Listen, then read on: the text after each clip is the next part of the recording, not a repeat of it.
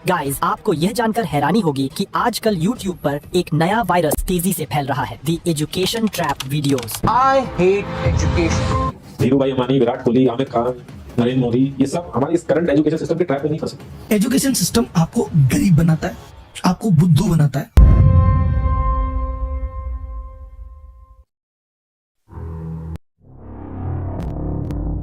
एक शाम नाम का लड़का जब अपना YouTube ओपन करता है तो उसे इस तरह के वीडियोस सामने आ जाते हैं। जब शाम इन वीडियोस को देख लेता है तो इन वीडियोस में बार बार यही कहा जाता है कि एजुकेशन ट्रैप है और इंडियन एजुकेशन सिस्टम आपको गरीब बनाता है, आपको बुद्धू बनाता है। ये यूट्यूबर्स ज्यादातर स्टूडेंट्स को स्कूल और कॉलेज की पढ़ाई छोड़ने के लिए मजबूर करते हैं और इन्फ्लुएंसर या फिर बिजनेस करने के लिए मोटिवेट करना चाहते हैं। आपको यकीन नहीं होगा कि कितने सारे स्टूडेंट्स ने खुद को इस एजुकेशन सिस्टम से बाहर निकालने का प्रॉमिस किया है। आप इन वीडियोस के कमेंट्स को खुद देख लो। 2019 में किए गए एक ग्लोबल सर्वे के मुताबिक लगभग 30% बच्चों ने, जिनकी उम्र 8 से 12 साल तक है, अपने टॉप करियर चॉइस के रूप में YouTube को चुना। सिर्फ बच्चे ही नहीं, 54% युवा, जिनकी उम्र 13 से 27 साल तक है, आज भी एक सोशल मीडिया इन्फ्लुएंसर बनना चाहते हैं। इसी लाइन में हूँ और इसी में थोड़ी मेहनत करके पैसे कमाऊंगा। बात में पैसे कमाने का इरादा है। कितना पैसा कमाना चाहते हैं अलविश? कि 4 जने कहे भाई अलवी सब तो 1000 करोड़ के आदमी हो गए। एज एन इन्फ्लुएंसर इतना पैसा कमाया ना मैंने, साला MBA, बैंक, स्टार्टअप, कभी कहीं इतना पैसा नहीं कमाया। ठीक है। ईशान शर्मा 22 साल की एज में उन्होंने कॉलेज से ड्रॉप आउट लिया और YouTube को फुल टाइम करियर बना लिया। I put out a story yesterday in which I talked about how I am leaving college to explore some other amazing opportunity. आज इनकी नेटवर्थ लगभग 6 करोड़ है। इतना ही नहीं, बेंगलोर में इनका खुद का घर भी है जिसकी कीमत तकरीबन 3 करोड़ रुपए है। ईशान शर्मा ही नहीं बल्कि ऐसे कई इन्फ्लुएंसर्स ने कॉलेज से ड्रॉप आउट ले लिया, जैसे कैरी मिनाटी। 15 साल की एज में इन्होंने स्कूल से ड्रॉप आउट ले लिया। कैरी मिनाटी ने अपने बाप को खुद कहा, मुझे पढ़ाई करने में कोई दिलचस्पी नहीं है, और इन्होंने भी YouTube को फुल टाइम ले लिया। 2024 में भारत के टॉप 7 सबसे अमीर यूट्यूबर्स की लिस्ट में कैरी मिनाटी का नाम है। इनकी नेटवर्थ 50 करोड़ है और 43 मिलियन सब्सक्राइबर्स इनकी चैनल पर है। आज सड़क पर चाय बेचने वाला डॉली लग्जूरियस लाइफ जी रहा है। डॉली के पास क्या कुछ नहीं है, गाड़ी, पैसा, मकान, इज्जत, शोहरत। जब मैंने डॉली के वीडियोस की कमेंट्स पढ़ना शुरू किया तो मेरी पैरों तले जमीन निकल गई। आप खुद देख लो मेरे भाई। इतना ही नहीं, पतली कमरिया से लेकर मोई मोई तक ये जितने भी इन्फ्लुएंसर्स हैं, इनको ABCD का भी नहीं पता, लेकिन फिर भी करोड़ों रुपया कमाते हैं। और दूसरी तरफ एक 20 साल का लड़का जो YouTube पर गेमिंग वीडियोस बनाकर करोड़ों रुपया कमा रहा है। अगर आपको इन गेमिंग यूट्यूबर्स की इनकम पता चलेगी तो तुम्हारे पसीने छूट जाएंगे। तो इंडिया में गेमिंग इंडस्ट्री अगर देखा जाए, टॉप के बंदे हैं, वो इतना कमा रहे हैं जितना आप सोच भी नहीं सकते। मतलब मैंने अपने आंखों से कुछ लोगों के कॉन्ट्रैक्ट देखा है जिनमें उनको स्ट्रीमिंग करने के ही महीने के 30 लाख 40 लाख मिलते हैं सिर्फ स्ट्रीमिंग के। उसके बाद YouTube पे जो स्पॉन्सर है वो अलग, Instagram पे जो उनकी कमाई है, जो बड़े बड़े ब्रांड आते हैं वो 7 डिजिट में पैसे देते हैं। तो मैंने कुछ गेमर्स को देखा है महीने के 60 लाख कमाते हुए। इसमें टॉप के यही हो गए मोटल स्काउट, जोनाथन, ये 3 तो कमाने के मामले में बहुत आगे हैं। ये सब कुछ जब तुम देखते हो तो तुम्हारे दिमाग में भी ये सवाल आता होगा कि फिर हम पढ़ाई क्यों कर रहे हैं? हम भी इन्फ्लुएंसर बन जाएंगे, क्योंकि 8-10 साल पढ़ाई करने के बाद आपको वही 20-30 हजार की जॉब मिल जाती है और सुबह से लेकर शाम तक रोबोट्स की तरह काम करना पड़ता है। अगर आपको यही लगता है कि इन्फ्लुएंसर बनना बेस्ट ऑप्शन रहेगा तो give me few minutes guys, आपकी बोलती बंद हो जाएगी। ये सब फेमस इन्फ्लुएंसर्स को देखकर आप लोग सोच रहे हैं कि यही दुनिया का सबसे अच्छा करियर ऑप्शन है, पर यहाँ सब इन्फ्लुएंसर्स के पास चाहिए कितनी भी फेम और पैसा क्यों ना हो, ये एक लॉन्ग टर्म करियर ऑप्शन नहीं है। न जाने कितने ऐसे चैनल्स जो पहले के टाइम में मिलियंस में व्यूज आते थे, अब के टाइम में वो चैनल डेड हो गए हैं। सोनू शर्मा को कौन नहीं जानता? 4-5 साल पहले उनका मोटिवेशनल कंटेंट यूट्यूब पर हर जगह ट्रेंडिंग था। हर स्टूडेंट और यंग प्रोफेशनल उनके वीडियोस देखते थे और उनके वीडियोस पर 10 मिलियन से ज़्यादा व्यूज़ आते थे। लेकिन आजकल उनके चैनल पर रेयरली 1 मिलियन व्यूज़ भी नहीं आते हैं। फैक्ट टेक्स कभी इंडिया का लीडिंग फैक्ट चैनल था और मोस्ट सब्सक्राइब्ड यूट्यूब चैनल्स में शामिल था। आज 17 मिलियन सब्सक्राइबर्स होने के बावजूद उनके वीडियोस सिर्फ 300 से 600 लाख व्यूज़ तक ही पहुँच रहे हैं। जो चैनल पहले मिलियंस के व्यूज़ जुटाता था, अब उसकी पॉपुलैरिटी में नोटिसेबल ड्रॉप आ गया है। डायनामो गेमिंग एक टाइम का पूरा इंडिया का बिगेस्ट 10 मिलियन गेमिंग चैनल हुआ करता था, जिसके हर वीडियो पर 6 से 7 मिलियन व्यूज आते थे, पर आज उसके चैनल पर मुश्किल से 1 से 2 लाख ही व्यूज आते हैं। टेक्निकल गुरुजी, मनोज दे, अमित भड़ाना, AIB जैसे न जाने कितने चैनल आज डेड हो चुके हैं। गवर्नमेंट का कोई रेगुलेशन आता है और टिकटॉक बंद हो जाता है और न जाने कितने इन्फ्लुएंसर्स रोड पर आ जाते हैं। अचानक ओमेगल बंद हो जाता है और कई सारे इन्फ्लुएंसर्स के करियर्स खतरे में आ जाते हैं। पबजी जैसे बैन होने से कई सारे इन्फ्लुएंसर्स की व्यूज़ डाउन हो जाती हैं और यहीं पर हमारे ट्रेडिशनल करियर इन्फ्लुएंसर्स के कंपैरिजन में एक स्टेबल फ्यूचर प्रोवाइड करते हैं। सोचो, अगर तुम नीट, जे या सीए क्रैक करके कुछ बनते हो तो वो टैलेंट और स्किल तुम्हारे अंदर जिंदगी भर रहता है। चाहे दुनिया कितनी भी बदल जाए, तुम्हारी डिग्री की हमेशा एक स्ट्रॉन्ग वैल्यू रहेगी जो तुम्हारी वर्थ बनाए रखेगी। डिग्री होने का मतलब है कि तुम्हें नौकरी मिलेगी, पैसे मिलेंगे और ये सिलसिला लाइफ भर चलता रहे। एक बार तुमने ये स्किल्स सीख लिए तो तुम्हें ये टेंशन नहीं होगी कि कल कौन सा कंटेंट बनाना है, क्या ट्रेंड में चल रहा है, या अगर रीच कम हो गई तो क्या होगा। तुम्हारी वर्थ तुम्हारे साथ हमेशा रहेगी क्योंकि तुम्हारे पास ऐसी स्किल्स हैं जो ह्यूमैनिटी की एसेंशियल नीड्स को पूरा करती है। डॉक्टर बीमारियों का इलाज करने के लिए, इंजीनियर लोगों की ज़िंदगी बेहतर और सिक्योर बनाने के लिए, टीचर्स नॉलेज देने के लिए, लॉयर और बिजनेसमैन अपनी फील्ड्स में इंपॉर्टेंट रोल्स प्ले करते हैं और यहाँ तक कि एक कबाड़ी वाला भी हमारे लिए ज़रूरी है। लेकिन अगर इन्फ्लुएंसर्स ना रहें तो दुनिया पर उसका कोई खास असर नहीं पड़ता। ब्रो, अगर तुम ये सोच रहे हो कि इन यूट्यूबर्स की लाइफ तो फिर भी लग्जूरियस है, गाड़ी है, पैसा है, मकान है, तो आप बिल्कुल ही गलत हो। 99% व्लॉगर्स की गाड़ियां अपनी नहीं बल्कि रेंट पर लेते हैं। आज का उठा 24 साल का नौजवान इंस्टाग्राम, यूट्यूब पे जा रहा है, वो अपनी लैम्बोर्गिनी की फोटो डाल रहा है, अपने यॉट की फोटो डाल रहा है। मजेदार चीज बताता हूँ, ये लोग क्या कर रहे हैं, दुबई में अगर आप जाते हो तो दुबई में 90,000 रुपीज देने के बाद आप आराम से 2 से 3 घंटे के लिए एक लग्जरी अच्छी व्हीकल रेंटेड आउट कर सकते हो, जिसका एक्चुअल कॉस्ट 2 से 3 करोड़ एटलीस्ट होता है। तो वो 90,000 की वो लेगा, अपने साथ कैमरामैन लेके जाएगा, इतने सारे शूट कर देगा ताकि आने वाले 200 दिन तक वो दिखा सके कि भैया मैं इधर ही हूँ। दूसरी चीज वो क्या करने वाले हैं, just like they have rented this thing, बाहर जाएंगे, बढ़िया एक एयरबीएनबी लेंगे लग्जरियस वाला, एंड दे वुड से कि I have actually bought this house. Correct, इस तरह से दिखाएंगे। अब सामने वाले को क्या पता, बेचारे भोले भाली जनता होती है, उनको लगता है कि ये सही है। So this is nothing, they are just flaunting their richness, जो एक्चुअल में रिचनेस भी नहीं। आजकल ना प्लेन की बिजनेस क्लास में साला हर दूसरा इन्फ्लुएंसर घुसा रहता है, वो सब उल्लू बना रहे हैं भाई। मैं सीधे सीधे बात बताता हूँ, जितने इन्फ्लुएंसर बोल रहे हैं ना हम बिजनेस क्लास में जा रहे हैं, पहली बात तो गुड़गांव में 25,000 रुपए में स्टूडियो मिल रहा है, वो जेट जैसा दिखता है, ठीक है।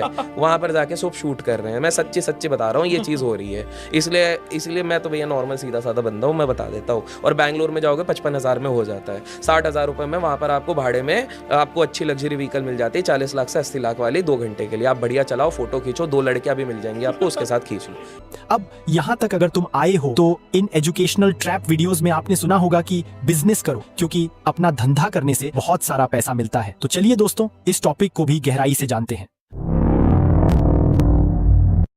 मुकेश अंबानी एशिया के सबसे अमीर आदमी, इनकी नेटवर्थ लगभग 103 अरब डॉलर से ज्यादा है और अगर हम इसे इंडियन रुपीस में कन्वर्ट करें तो यह 9,10,000 करोड़ रुपया बनते हैं। और आपको यह भी पता होगा कि मुकेश अंबानी ने अपने बेटे अनंत अंबानी की शादी में बहुत सारा पैसा खर्च कर दिया। इसके चर्चे पूरे इंटरनेट पर हुए। आपको यह जानकर हैरानी होगी कि मुकेश अंबानी ने अपने बेटे अनंत अंबानी की शादी में पूरे 5,000 करोड़ रुपया खर्च कर दिया, जो मुकेश अंबानी की संपत्ति का 0.5% हिस्सा है। इस शादी में दुनिया भर के सेलिब्रिटीज ने शिरकत की, बॉलीवुड से लेकर क्रिकेटर्स तक इस शादी में आए। और आपको यह भी पता होगा कि यह सब फ्री में नहीं बल्कि भारी पैसा लेकर गए। जस्टिन बीबर ने छोटी सी परफॉर्मेंस के लिए 80 करोड़ रुपया चार्ज कर दिए। ये तो हुई मुकेश अंबानी की बात, लेकिन अब मैं ऐसे व्यक्ति की बात करने वाला हूं जो पूरे वर्ल्ड में अमीर तरीन इंसान है। Yes guys, I am talking about Elon Musk, जिनकी नेटवर्थ 400 अरब डॉलर है। बुर्ज खलीफा, जिसको बनाने में 114 अरब रुपयों का खर्चा आया, इलॉन मस्क ऐसी 291 बुर्ज खलीफा खरीद सकता है। इलॉन मस्क के बाद दूसरे नंबर पर जेफ बेजोस का नाम आता है। इनकी नेटवर्थ 233 अरब डॉलर से ज्यादा है। जेफ बेजोस अमेजन कंपनी के फाउंडर है। नंबर 3 लैरी एलिसन, को फाउंडर ऑफ ओरेकल, इनकी नेटवर्थ 209 अरब डॉलर से ज्यादा है। नंबर 4 मार्क जुकरबर्ग, को फाउंडर ऑफ फेसबुक, और इनकी नेटवर्थ 200 अरब डॉलर से ज्यादा है। गाइस, इन सब सक्सेसफुल बिजनेसमैन की कहानी को सुनने के बाद आपको भी यही लग रहा होगा कि बिजनेस करना बहुत आसान है और साथ ही साथ मोटा पैसा भी मिलता है। लेकिन रुको, तो अभी तुमने असली कहानी कहां सुनी? 14 जनवरी 1996 मध्य प्रदेश के धार जिले में एक प्रफुल्ल बिल्लौरे नाम के एक बच्चे का जन्म होता है। इनके पेरेंट्स चाहते थे कि यह बड़ा होके एक अच्छी सी नौकरी करे। उनका सपना पूरा करने के लिए ग्रेजुएशन के बाद IIM से MBA करने का सोचा, लेकिन 2-3 बार तैयारी करने के बाद प्रफुल्ल बिल्लौरे को IIM नहीं मिला। तो अपने पेरेंट्स के प्रेशर में आकर प्रफुल्ल बिल्लौरे ने प्राइवेट मैनेजमेंट कॉलेज में एडमिशन ले लिया। लेकिन प्रफुल्ल का सपना हमेशा बिजनेस करने का था, इसीलिए जेफ बेजोस को प्रेरणा मानने वाले प्रफुल्ल ने उनकी तरह मैकडोनाल्ड्स में काम करने लगे। जब प्रफुल्ल को बिजनेस के बारे में थोड़ी नॉलेज हुई तो उन्होंने कॉलेज से ड्रॉप आउट ले लिया और खुद का बिजनेस करने का सोचा। फिर प्रफुल्ल ने IIM अहमदाबाद के सामने चाय की टपरी खोल दी और अपने बिजनेस का नाम मिस्टर बिल्लौरे अहमदाबाद चाय वाला यानी MBA चाय वाला। प्रफुल्ल बिल्लौरे ने पहले ऑफलाइन और फिर सोशल मीडिया इन्फ्लुएंस से ऑनलाइन कस्टमर्स को आकर्षित करना शुरू किया और MBA चाय वाला एक चाय की टपरी से एक ब्रांड बन गया। Let's give an energetic and warm welcome to the one and only Praful Billaure. Come Praful Billaure. 125 crore लोगों की अपनी पहचान हम बना के ही दम तोड़ेंगे। बट MBA चाय वाले की कहानी यहीं खत्म नहीं होती। प्रफुल्ल बिल्लौरे ये भी जानते थे कि कोई चाय बेचकर करोड़पति नहीं बन सकता। फिर वह लोगों से कहने लगे कि अनएम्प्लॉयड यूथ के पास सक्सेसफुल बनने के 2 रास्ते हैं, या तो वह खुद मेहनत करके जीरो से शुरू करें या तो उनके ब्रांड की फ्रेंचाइज ले लें। अब तुम्हारे और मेरे जैसे लोग आसान रास्ता ही चुनेंगे, इसलिए लोगों ने जमीन बेचकर और बैंक से लोन लेकर उनके ब्रांड की फ्रेंचाइज ले ली। लोगों का कहना था कि MBA चाय वाले ने उन्हें डेली बेसिस पर 10 से 12 हजार बिजनेस होने का वादा किया था, लेकिन हकीकत में इन आउटलेट्स को प्रॉफिट आने की जगह लॉस हुआ या फिर ब्रेक इवन यानी नो प्रॉफिट नो लॉस। आज की डेट में ना ही प्रफुल्ल बिल्लौरे का नाम सुनने को आ रहा है और जितने भी लोगों ने उनकी फ्रेंचाइज ले ली वह सब लोग प्रफुल्ल को फ्रॉड मानने लगे। लेकिन क्या है वह रीजन जिसकी वजह से MBA चाय वाला आज सड़क पर आ गया? नंबर 1, टाइम्स ऑफ इंडिया के एक रिपोर्ट के मुताबिक चाय एज अ प्रीमियम बिजनेस के लिए सक्सेसफुल नहीं है, क्योंकि देखो अगर आपको अपनी गर्लफ्रेंड को डेट पर ले जाना है तो क्या आप उसे चाय जैसी चीज सर्व करोगे? नहीं ना, आप चाय के बजाय पिज्जा, कॉफी या फिर बर्गर जैसी चीज पसंद करोगे। चाय तो बस चाय है। नंबर 2, देखो भारत में चाय की बिजनेस में सबसे ज्यादा कंपटीशन है, जिसकी वजह से इस बिजनेस में सरवाइव कर पाना बहुत मुश्किल है। रोड साइड चाय वाले 10 या 20 रुपए में चाय देते हैं, दूसरी तरफ प्रीमियम ब्रांड्स 80 या 200 रुपए चार्ज करते हैं, जो हर किसी के लिए अफोर्डेबल नहीं होता। मेरे भाई, अगर आज इलॉन मस्क, बिल गेट्स ने चाय की बिजनेस शुरू कर दिया होता तो क्या यह लोग इस मुकाम पर होते? नहीं, क्योंकि इनको पता था कि मार्केट में क्या चीज वर्क करेगी। बिल गेट्स हर साल लगभग 50 किताबें पढ़ लेते हैं, मतलब तकरीबन हर हफ्ते एक किताब। एलोन मस्क बचपन में 10 घंटे पढ़ाई करते थे। स्पेसएक्स की शुरुआत से पहले उन्होंने रॉकेट साइंस के कॉन्सेप्ट्स पढ़ाई के थ्रू समझे। एलोन मस्क का कहना है स्पेसएक्स, टेस्ला और AI जैसी कंपनियों की सफलता का राज उन्हें किताबें पढ़ने से मिला। और दूसरी तरफ हमारे MBA चाय वाले ने कॉलेज से तो ड्रॉप आउट ले लिया, लेकिन बिजनेस का ABCD का भी पता नहीं था। इनका बिजनेस शुरू होने से पहले ही खत्म हो गया। इलॉन मस्क और बिल गेट्स जैसे लोग पागल नहीं हैं कि यह इतनी सारी किताबें पढ़ लेते हैं। इनको पता है कि नॉलेज सबसे बड़ी चीज है जो हम जैसे लोग नहीं समझते। अब तुम फिर से कहोगे कि भाई मुझे बिजनेस करना ही नहीं, क्योंकि इसमें बहुत ही ज्यादा रिस्क है। मुझे इस लफड़े में फंसना ही नहीं है। मैं कोई सरकारी नौकरी करूंगा क्योंकि उसमें बहुत ही ज्यादा चांसेस हैं। तो चलो इसी टॉपिक पर बात करते हैं। आप किसी स्कूल या फिर कॉलेज में पढ़ाई कर रहे होंगे और हर एक रूल को फॉलो कर रहे होंगे, 70% से ज्यादा अटेंडेंस मेंटेन कर रहे होंगे और ना चाहते हुए भी किताबों को मेमोराइज कर रहे होंगे, इस उम्मीद में कि कल को आपको एक अच्छी नौकरी मिल जाएगी और आप अपने सपने पूरे करोगे और खूब सारा पैसा कमाओगे। आपके पास गाड़ी होगी, पैसा होगा, मकान होगा, लेकिन रियलिटी आपको पता है? एक रीसेंट रिपोर्ट के मुताबिक इंडिया में 80% से ज्यादा इंजीनियर्स बेरोजगार हैं, क्योंकि उनके पास अब के जमाने के एम्प्लॉयर्स के लिए टेक्निकल स्किल नहीं है। दूसरा रिपोर्ट कहता है कि पिछले 5 सालों में बेरोजगारी के कारण 21,000 लोगों ने जान ले ली। एक और रिपोर्ट के अनुसार 93% MBA ग्रेजुएट्स बेरोजगार हैं। बेरोजगारी आज के दिन देश का सबसे बड़ा मुद्दा बन चुका है। इंडिया एम्प्लॉयमेंट रिपोर्ट 2024 के अनुसार देश में हर 3 में से 1 युवा बेरोजगार बैठा है। अनएम्प्लॉयमेंट रेट 29.1% पहुंच चुका है, वो भी उन लोगों में जिनके पास एक ग्रेजुएट डिग्री ऑलरेडी है। उत्तर प्रदेश भारत का सबसे बड़ा बेरोजगार युवाओं का राज्य बन चुका है। In the year 2000, around 35% of Indian youth were unemployed. By 2022, the number almost doubled. The ILO says about 65% of the youth in India are jobless. 65%. How did this happen? And अगर आपको नौकरी मिल भी जाती है तो वही 20,000 रुपया आपको सैलरी मिलती है, जो अमेरिकन ड्राइवर की सैलरी से बहुत ही ज्यादा कम है। तो देख लो भाई, अमेरिका में एक ट्रक ड्राइवर है ना, अभी स्लो चल रहा है काम, मंदे में 10 से 12, मतलब इंडिया का मोटा मोटा 10 लाख रुपए कमा रहे हैं। आप 30,000 की सैलरी से घर का खर्चा, बच्चों की फीस और खुद का खर्चा नहीं उठा सकते हो, और फिर आप बैंक से लोन लेते हो। ये सब कुछ होने के बाद आपको एक डर बार बार सताता रहता है कि कहीं मुझे जॉब से निकाल ना दे, वरना मैं सड़क पर आ जाऊंगा। आप सुबह चुपचाप करके जॉब पर चले जाते हो और रोज आपको अपने बॉस की डांट खानी पड़ती है। फिर आप खुद को अकेले करते हो और ऊपर वाले से यही प्रार्थना करते हो कि मुझे ऐसी जिंदगी नहीं चाहिए। धीरे धीरे आप बूढ़े हो जाते हो तो आप खुद को बार बार यही कहते रहते हो कि शायद मेरी किस्मत में यही लिखा था और मैं अमीर नहीं बन पाया। लेकिन रियलिटी में इस एजुकेशन सिस्टम को बना ही इसीलिए गया था कि आप एक माइंडलेस ओबीडिएंट वर्कर बनो और सुबह से लेकर शाम तक काम करो और इंस्ट्रक्शन को फॉलो कर लो और कोई सवाल जवाब ना करो। तो आइए जानते हैं इस एजुकेशन सिस्टम की शुरुआत आखिर कहां से हुई।